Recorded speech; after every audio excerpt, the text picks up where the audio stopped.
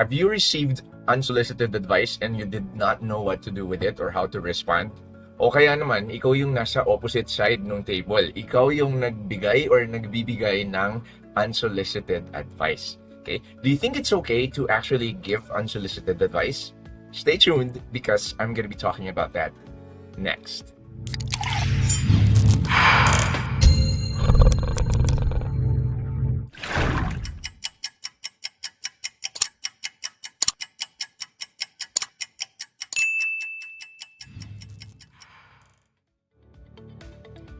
Welcome back mga ka-VJ, and I'd like to say hello, shout out to my subscribers, and to those of you who are just visiting my channel for the first time, you just stumbled upon this vlog. I hope you finish it, and I hope you like it, and if you do, please click the subscribe button and that bell. So pag-usapan na nga natin yung concept or topic of unsolicited advice. As you know, in this time and age na tayo ay kilalang-kilala or alam na alam natin yung freedom of speech as well as freedom of expression, it makes you stop and think na na-overuse ba, na-violate or na-abuse itong concept nga ng giving of advice, albeit unsolicited. So, whether ikaw yung nagbibigay nito or ikaw yung nakaka-receive ng unsolicited advice, pag-usapan natin kung paano ang tama sana or dapat na approach.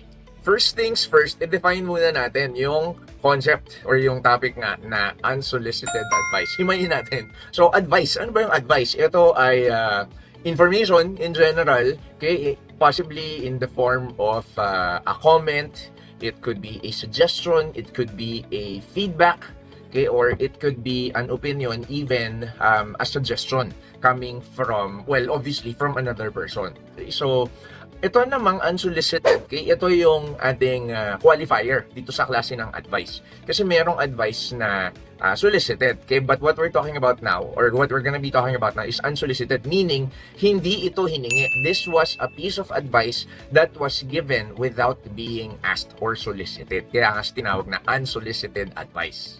So now let's talk about the reasons why people actually like giving unsolicited advice. Meaning, ano bang meron? Anong meron sa atin? Bakit gustong-gusto natin yung nagbigay tayo ng advice kahit hindi naman to hinihingi sa atin nung kabilang, well, the party? Okay, I would like to think, to believe and hope na ang most of the reasons behind that is because we're coming from a place of love. Okay, wag na love, masyadong deep yun eh. Siguro coming from a place of concern. Okay, what do I mean, or what does that mean, no? When we say coming from a place of concern? Okay, several reasons. So number one, when we give that advice unsolicited, iniisip natin kasi we want to be helpful. Okay, feeling natin pag sinabi natin yung advice na yun, okay, makakatulong siya dun sa tao. Okay, siguro connected to that also is baka feeling natin, nakikita natin meron silang ginagawang mali, or kahit hindi mali, no, hindi effective, for example, okay, or hindi efficient, okay, kumbaga may kulang. Okay, so we think and we hope that by giving that unsolicited advice, we will be able to correct, okay, their wrongdoing, or will help them better, okay, what they're doing that is not 100% great or correct. Okay, ang pangatlo na naiisip ko, we think that in giving unsolicited advice, we will be able to give them answers to their questions o kaya solutions to their problems. Why do we think that? Kasi maaaring yung tanong na yun, okay, nasagot na natin or na-encounter or na-experience na natin in the past. Okay? And also, yung solution to that problem, maaaring it worked for us previously. Okay? And we think that it may also benefit them, okay, or help them. Okay, so, naiisip ko na pang-apat na reason, yung opinionated tsaka mema lang. Huwag natin isama yung pang-apat. Yun lang tatlo, no? Pag-usapan natin yun. And again, as I said in the beginning of this portion or this section, hopefully, okay, these are coming from a place of concern. So, pag-usapan natin yun. So, okay lang ba to give unsolicited advice as long as it is coming from a place of concern? I'd like everyone to know na ang pagbibigay ng advice when it is solicited or when it is asked for is almost always helpful and welcome. Okay? Kasi nga hiningi, it was solicited. But giving an advice na hindi siya solicited or hiningi, that's a completely different matter. Okay? And I'm here to tell you that giving unsolicited advice is never okay. Okay? I'm gonna repeat that. Giving unsolicited advice is never okay. Okay, there are several reasons why I say that. Okay, and I'm gonna give you a couple. So, unang-una, primarily, kapag nagbibigay ka ng unsolicited advice, it actually is a little bit inconsiderate, disrespectful, and a little presumptuous. Okay, doon sa current circumstance, kalagayan, sitwasyon nung other party, I mean, the person in front of you at that very moment. Okay? Ang default kasi natin, we give them a piece of our mind. Whether it's a suggestion, whether it is a comment, okay? Whether it's a solution, default natin yun yung ating unang ginagawa. Okay? But little do we know na baka sakali, di natin alam, maaring the reason kaya sila naghihinga ng sama ng loob or nagkukwento sila sa inyo ng problema, ng whatever, okay? It's probably just because they just need someone to listen, okay? Maybe a shoulder to cry on. Okay? Kailangan lang nila ng sounding board. Hindi nila kailangan ng someone na magbibigay sila ng advice at minsan yung namamagalit pa sa kanila, okay? Nasasabihan pa sila na ang tanga mo kasi, boba ka kasi, ganyan. Okay? So yun, medyo disrespectful siya doon sa feelings, okay? Sa intention, okay? For that matter, nung other party. Okay? Para kang presumptuous doon sa, yun nga, yung ano bang gusto niya. Okay? So, hindi naman niya sinabing kailangan ko ng advice. Hindi ko sinabing kailangan ko ng inputs mo. Okay? So, let us not assume or presume, okay, that an advice is called for. Secondly, okay, kapag nagbibigay tayo ng unsolicited advice, okay, yung nagre-receive nitong unsolicited advice na to, sometimes, ang dating sa kanila, it may be construed as you being or having an air of superiority or know-it-all. Eh, kasi di ba, ikaw yung binibigay ka ng advice, hindi naman nila hiningi. Tapos binibigay mo sa kanila yung solusyon, ano ba yung mali sa ginawa nila, or ano ba yung dapat nilang gawin to make it better or to improve things. Okay? Siguro idagdag ko na rin, yun, lalo na kung nagbibigay ka ng comment, no, kung paano i-improve, kunwari. Instead of you being helpful, na supposedly intention mo naman in the first place, it arrives sa kanila na parang critical ka pa. Oh, critical, no? Kasi nga, sinasabi mo, mali ka or kulang kasi yan, hindi kasi maayos yung ginawa mo, ito dapat yung gawin mo. Okay? So, yung intention natin initially, again, coming from a place of concern, ang dating sa kanila, no, negative tuloy. Okay? Kasi nga, hindi naman nila hiningi yung iyong advice. Also, now that you know that it is not okay to give unsolicited advice, ano ba dapat ang sabihin mo or gawin mo kapag yung gustong-gusto mo nang magbigay ng advice tas hindi naman to hinihingi sa'yo?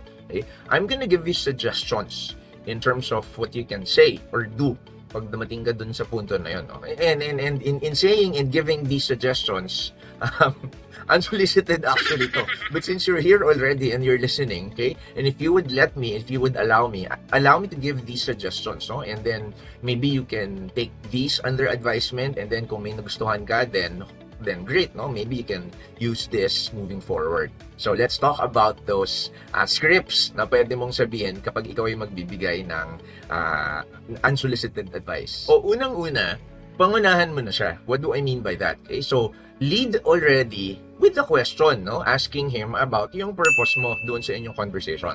So for example, somebody approach you, sasabihin niya sa'yo, Beshi, meron akong problema. Okay, do you have a minute? Can we talk? Itanungin mo siya. So, ask this very simple question. So, sabihin mo sa kanya, Beshi, in this conversation, do you want me to just listen to your problem or are you seeking for my help or advice? Okay? Mabuting malinaw para alam mo yun at the beginning. Okay? So, let me go to the second one. Yung second one, kunwari hindi ka nagkaroon ng opportunity na pangunahan mo siya dun sa tanong na yun. Yung bigla na lang siyang nagsabi sa'yo ng kwento, hindi ka nakabuelo. Okay? So, pag natapos na yung kinukwento niya sa'yo, the second spiel that you can actually use is, tanongin mo siya, how may I be of help? Okay, so, paano ba ako makakatulong sa'yo? O yun. So, kung paano yung sasagot niya dun sa question mo na, is there anything I can do to help? Or how can I be of help? Okay, yun, solicited na yun. Kasi kung nanghingi na siya sa'yo ng advice or ng tulong or whatever it is. O yung third na spiel na pwede kong i-recommend, pwede mo sabihin sa kanya, well, I have some thoughts about that matter. Okay, will you be interested to hear them? Okay, or pwede mong sabihin, are you open to suggestions? Yun, so kapag sumagot siya ng yes, o di ibig sabihin, solicited na yung next na sasabihin mo. Or at the very least, hindi na niya hindi hiningi. Okay? And if I may just quickly share with you, sobrang na-excite ako, no, about this concept. Itong second na spiel. Kasi nadinig ko siya being used. Nanonood ako ng House of the Dragon. So in one of the scenes there, in the episodes, itong si King Viserys, meron silang parang may piging. Wow, may piging. There was a feast, tapos kumakain sila. Kasama niya yung kanyang advisor. I can't remember his name, but he eventually became the hand of the king. Okay, so ang pinag-usapan nila, yung sino ba dapat yung pakasalan ni Viserys para mas maging, stronger ang kanilang kingdoms. Okay? Tapos, sabi nitong kanyang advisor, would you like to hear my opinion on the matter? Okay, so parang natuwa ako kasi, oh my God, advisor na tong tao na to ng king, pero hindi pa siya immediately, okay, by default, nagbigay ng advice, nanghingi siya ng permiso. And that, ladies and gentlemen, is a solicited advice. Anything that he will say to the king, to Viserys, okay, following yung pagsagot ni Viserys na, yes, sige, let me hear them, okay, ay hindi na unsolicited advice. So, di ba, nagagamit siya in practical usage. O now, number 4, yung gusto mong magbigay ng advice, no, or solution kasi nanggaling ka na doon. Okay, so pwede mong sabihin sa kanya, I've been through that scenario before or circumstance, or I've experienced that previously, and there was something that worked for me. Okay, would you like to hear what that solution was? O yun. So, yun na nga, sasabihin niya, yes or no lang naman ang sagutin. Hopefully, he's gonna say yes. O, pag sinabi niya na yes, o di solicited na, automatic, yung advice mo doon sa solution that you wanna give to that person. O now, paano kung ikaw naman yung nasa receiving end ng unsolicited advice? No? I can think of some things that you can say. Okay, hopefully, medyo mature enough itong nagbibigay na mema ng kanyang unsolicited advice when you say these things to him or her. Okay, so number 1, okay, in response dun sa unang spiel na binigay ko kanina sa nagbibigay ng unsolicited advice, pangunahan mo na.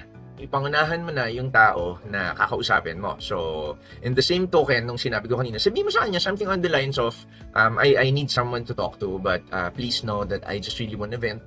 Okay, I just want you to listen, and I would really appreciate it if, you don't judge me or you don't give me advice or comment on whatever it is I'm going through. Okay, I hope that's okay. So, yun yung una na naiisip kong spiel na pwede mong gamitin. O yung number 2, gagawin kong variation ng number 1, no? Kunwari, yun nga, hindi mo siya napangunahan. Okay, tapos nagbigay na siya kaagad ng advice sa'yo. Okay, or may binigay na siyang comment, whatsoever. Okay, sabihin mo sa kanya in a very diplomatic and calm way.